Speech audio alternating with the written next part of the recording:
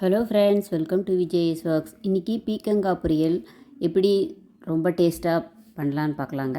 நான் அதுக்கு பீக்கங்காய் வந்து ஒரு 200 கிராம் எடுத்து தோல் நல்லா சீவிட்டு கழுவிட்டு அப்புறமா பாருங்கள் பொடி பொடியாக இது மாதிரி நறுக்கி வச்சுக்கலாம். அடுத்தது சின்ன வெங்காயம் தாங்க இதுக்கு ரொம்ப டேஸ்ட்டாக இருக்கும். அதனால் சின்ன வெங்காயம் ஒரு 50 கிராம் அளவு உரித்து அதையும் பொடியாக நறுக்கி வச்சுக்கலாங்க. தக்காளி ஒரே ஒரு தக்காளி மீடியம் சைஸில் எடுத்துக்கலாம். கருவேப்பிலை கொஞ்சமாக கட் பண்ணி வச்சுக்கலாங்க. இது வந்து ரொம்ப குளிர்ச்சிங்க உடம்புக்கு. வந்து இது நீர்க்காய்ங்குவாங்களா, நீர் சத்து நிறைஞ்ச காய். அதனால் இந்த வெயில் காலத்தில் வாரத்தில் ஒரு 2 நாள் 3 நாள் செஞ்சு குழந்தைங்க பெரியவங்க எல்லாருமே வந்து இது சாப்பிட்டா ரொம்ப வந்து அதாவது வயிறு உபாதைகள், அதாவது வயிறு சம்மந்தமான எந்த பிரச்சனையும் வராமல் இருக்கும். அதனால் இந்த நீர்க்காயை இந்த வெயில் காலத்தில் அதிகமாக சேர்த்துக்கலாம். இப்போ ஒரு பேனில் ஒரு 2 டேபிள் ஸ்பூன் அளவு ஆயில் விட்டுட்டேன். இது கூட வந்து கடுகு, உளுத்தம்பருப்பு, கடலைப்பருப்பு இது சேர்த்து கூடவே வந்து 1/2 ஸ்பூன் சீரகம் சேர்த்துக்கிட்டேங்க. இது நல்லா செவக்க பொரியணும். பொரிஞ்சப்புறம் முதல்ல வந்து வெங்காயமும் தக்காளியும் கூட சேர்த்துக்கலாம். கருவேப்பிலை சேர்த்து நல்லா வதக்கலாங்க.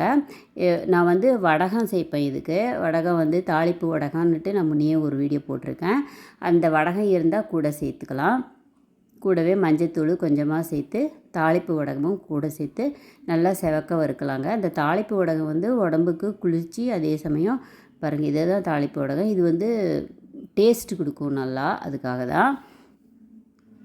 இப்போ வந்து பீக்கங்காய் பொடி பொடியாக நறுக்குனதை சேர்த்து சால்ட்டு எந்த அளவு வேணுமோ அந்த அளவு, அதாவது பீக்கங்காய்க்கு எப்போவுமே வந்து உப்பு வந்து கொஞ்சம் கம்மியாக தான் சேர்க்கணும். இல்லை உப்பாக இருந்தால் டேஸ்ட்டு வந்து சாப்பிட முடியாது. அதனால் இது வந்து சப்பாத்தி, ஒயிட் ரைஸு, தயிர் சாதம் எல்லாத்துக்குமே ரொம்ப காம்பினேஷனுங்க.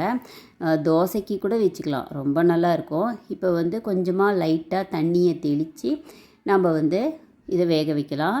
நான் வந்து இதுக்கு கூட வந்து கொத்தமல்லி பவுடர் வந்து 1 டேபிள் ஸ்பூனும் மிளகாத்தூள் 1 டீஸ்பூனும் சேர்த்துக்கிறேன். சேர்த்து லைட்டாக, அதாவது தண்ணியை வந்து ரொம்பவா இதுக்கு ஊற்றக்கூடாது, ஏன்னா இது தண்ணிக்காய், அதனால் நீர்க்காய். அதனால் தெளித்து விட்டு பாருங்கள், இது மாதிரி தெளித்து விட்டு நம்ம வந்து நல்லா வெந்துருச்சு பாருங்கள்.